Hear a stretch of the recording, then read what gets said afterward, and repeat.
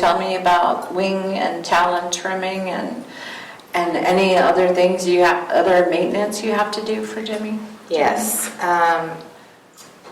There are people bird owners, I should say, that believe that you should always clip wings. They feel very strongly about it because there is a risk whenever you leave your bird full flight, like Jimmy is. I know that he could possibly hurt himself by flying into a window. I know that one of my family members might accidentally not get the door latch all the way out to outside, and then the cat push it open or the wind blow it open, and he could fly out. So it's a risk that you need to prepare for and decide you can accept if you decide to let them keep their flight feathers. You can trim their flight feathers where they can only get a little bit of distance, but for me, he's a bird, and birds fly, and I want him to experience what comes natural to him, so we do allow him full flight. If I were to clip his wings, I don't know if he'll let me do this. Tip up. I'm sorry, I put my thumb in the way. Tip up. Come on.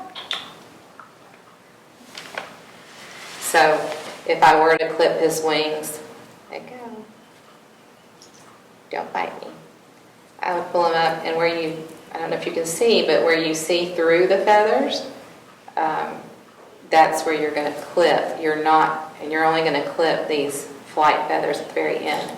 I suggest you watch a YouTube video or go to your exotic vet first, and some of the pet stores will do wing clipping for you, but you have to be very careful. You don't want to clip up into the top of their wings where the blood is and things like that. So you have to be very careful. But it's not, once you get used to it and once you know where to clip, it's okay. I was never very comfortable with it, but there were places I could take him to get his wings clipped. With the nail filing, you can use a file if you are comfortable with that. You can use a file on their beak. One thing I like to do, you can also use regular nail clippers, so I'll talk to you about that in a minute. But one thing you can also do is put a sand perch in your cage. And I chose this big one because I have all different size perches in his cage. It exercises his feet. This one he can't grab onto as much as he can a small perch like this and this. And I use regular tree branches as well in his cage. But this one is big, and it forces his toes out further, and when he goes up and down, it's filing his nails down. He needs his nails trimmed now, but it's been a long time since I've had to trim his nails because I have these different perches in there. I've not ever had to file his beak down because I do give him lots of toys and lots of wood to chew on and different things, and he keeps it in pretty good condition. But if I were going to clip his nails, let's see, I would use a regular nail clippers, and I'll show you a little bit. I'm not going to clip his nails because I have to have my glasses on and all that good stuff. He knows what I'm going to do, so he's preparing to get away from me. So, I don't have to do this much, but you do want to hold them loosely in a towel like this. I'm not hurting him, and he's got his eyes shut because he knows what I'm going to do. It's better if you have two people. I would like to hold his nail up like that and just let someone clip the ends off for me. But if I had to do it by myself, I would just lay him down and hold him loosely and hold one claw and then clip. He's calm because he knows that what I'm doing, but it takes a while to get them to that point. So I would recommend always having two people when you're first starting, if possible. Again, you can take them to a pet store and let them do it for you, or a vet and have them trimmed. Sometimes you can quick them, which means you've cut into the quick just like yours, and it will bleed. There's a special powder that they sell that you then can dip the toe in to staunch the bleeding. You can also use cornstarch. I've used that before, but mostly you just don't want to quick them. If you can use a file, if your bird will let you file them, that's always a good option as well. Well, you say you let Jiminy around the house. Can you really potty train a bird, though? It's best if you let birds potty train you. You can do certain things to try to potty train them, especially once you know about how often they go potty. I might put a towel down, a paper towel down. Come here. And I might hold him over the towel and say, go poop. Right now he sees his perch, so he wants to go to that. But if I hold him over a towel and say, go poop, and then if he poops and I give him a treat, then he learns if I hold him over the paper towel or hold him over the toilet, which I've done before, and I say, go poop, and then when he does it by accident, I give him a treat, he starts making that connection. So a lot of times I can get him to go poop that way. I'm talking about it, he just went, but I know he's going to go about every 10 minutes. That's just his routine. So what I can do is when I'm carrying Jiminy around with me and walking around and cleaning and doing things in the house, I can kind of keep a running clock in my head about, okay, it's been about 7-8 minutes since he's pooped. I'm going to walk past the cage and I'm going to put him down on his perch. He's going to go, and then I'll pick him right back up. So, and also if he does have to go sooner than that, then I will start to notice his body language. I'll see he'll start leaning forward, he'll start picking that tail up a little bit, and then I can either grab a tissue and put it under him, or I can see if he'll step up and get him to his cage in time. Usually if you interrupt them, they'll wait until they get to their cage. So really they train you, because a bird's going to poop. When it has to go, it has to go. And they digest, their metabolisms are super fast. So as soon as he eats and drinks, within a few minutes he's going to go to the bathroom. That's just the nature of a bird. So that being said, other people may have completely potty trained their bird. What I've read and what I've talked to other bird owners, you pretty much just learn their behaviors. You can, like I said, do some positive reinforcement, hold them over something, and get them used to the words go poop. With enough motivation, they might do it most of the time for you. So do you ever take Jiminy outside? We go outside a lot. We put his cage outside because sunshine is wonderful for their feathers and their just bodies in general. They should be outside. It's hard to get them outside when the weather's bad or you're busy on the weekends. So I will take him in his carrier because he does have his flight feathers. I can't just leave him outside. I do have a back porch that's screened in, so I can put this outside with him. But I'll take him on little walks in the carrier. Right now we are harness training, and I don't know if it will work because he's kind of, an older bird, but I think it will. I got a harness that has a springy leash, so if he flies, he won't, shock himself. The halter spins around his body, so he won't get tangled up in it as much. So we'll see how it goes. I hope that I can harness train him. If he doesn't enjoy it, I'll have to stop.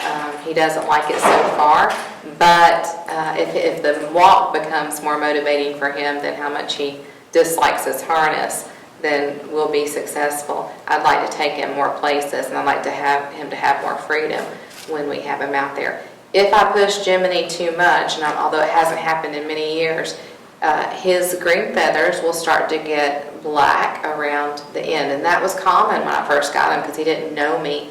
And those were stress marks. So as I was teaching him to be handled, he got some stress marks, like your fish will do when they get stressed.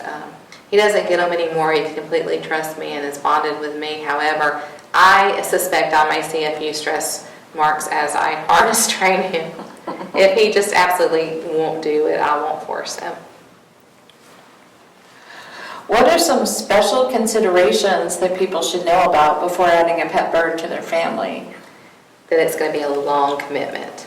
Jiminy can live up to 30 years, and other types of birds can live up to 70 years or longer. So it's not the 12, 13 years that your typical dog may live, or even the 19 years your cat may live, but a bird can live quite a long time. 30 years is a long time to be committed to a pet, so you need to know that. You also need to know that birds can be very temperamental. They can be very devoted to one person and not really interact with other people in your family, and if that's going to lead to hurt feelings. And that can change on a dime. Jimmy used to love my son, and then my son went through puberty and got bigger, and now he doesn't want anything to do with my son, and my son has never gotten over it because they were very close at one time. So you have to realize that it's not the family puppy. Also, you have to have the time to spend with the bird, and you have to make sure you're caring properly for the bird so that it doesn't start the plucking behaviors or start squealing and screeching and making your house more chaotic. You need to research the type of bird you're going to get. Some birds will squeal and screech quite a lot. In the conure family, the sun conure is known for being extremely loud. They don't make good apartment birds. The pineapple conure is one of the best apartment birds because they tend not to be too loud. He has his moments where he gets very loud, but most of the time he is just like he has been today, and very quiet with a few chirps and conversational speech. The other thing you need to know is, though rare, birds can make you sick. There are several zoonotic diseases that you can catch from a bird. They have long names, and I won't try to explain them all, but you can research them again at any veterinarian website or bird hobbyist site. There's a bird lung. That may be more common with pigeons and birds like that. But you should know that there are diseases that transmit through their droppings and through their respiratory secretions. So it's very important that the hygiene with the bird is kept up with. So the cage, you line it with newspaper. Newspaper print is no longer has lead in it, so it's generally safe for birds. You can change that newspaper every day. You don't want those droppings to stay there for a long time because they can mold and grow fungus on them. That's how you get sick.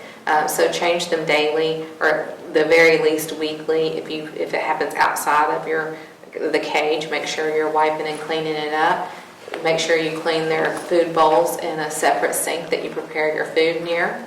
And also, try to keep down on, make sure they're bathing and things so that their dander and feathers and all that is not as airborne, and they're not as dusty as they could be. Don't kiss your bird. Try not to kiss your bird. Why? Well, because that's another way you can catch some of these diseases. So we all love to say, give me a kiss with our birds, and they do. But there's other ways that you can snuggle with your bird. You can teach them to give you hugs, and they'll just put themselves right against your neck, and that's as nice as kissing. Don't share your food and drink with your bird, because that's another way that diseases can be transmitted.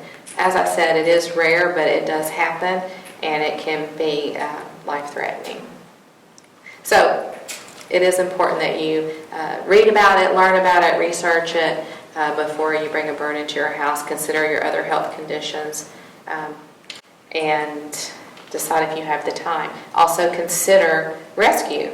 Rescue groups have birds that have, the people either could not or did not want to take care of the bird any longer. Maybe they couldn't provide it, the environment needed to be healthy. A lot of the birds at rescues might be pluckers. They maybe have bald chests, but they still have a lot of love to give. There's a lot of birds at rescues that are perfectly fine, but the owners are responsible enough to know that they're not giving the bird what they need, or they can't, or a family member with the bird has passed away, and so they end up at rescues. So please consider your rescues. We got a couple of really good ones not far from us. And if you do get a bird and decide that you can't care for it, or it wasn't what you thought it was going to be, that's okay. Just make sure that you try to place that bird with a rescue so that it can be adopted out, because owners for the adopted birds, prospective adoptees, I should say, are very well vetted. There's an application process and a big thing they have to go through to be able to get to adopt these birds. So it's the best thing to do, I think, is to let a rescue handle the adoption out to someone else.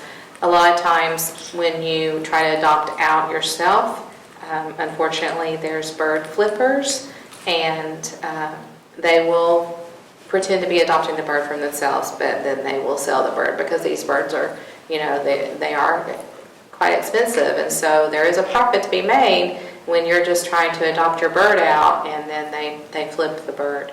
So I recommend rescue groups if you decide the bird wasn't a good fit for your family and lifestyle. Well, thank you for visiting us today, Cindy and Jiminy. Thank you for having us.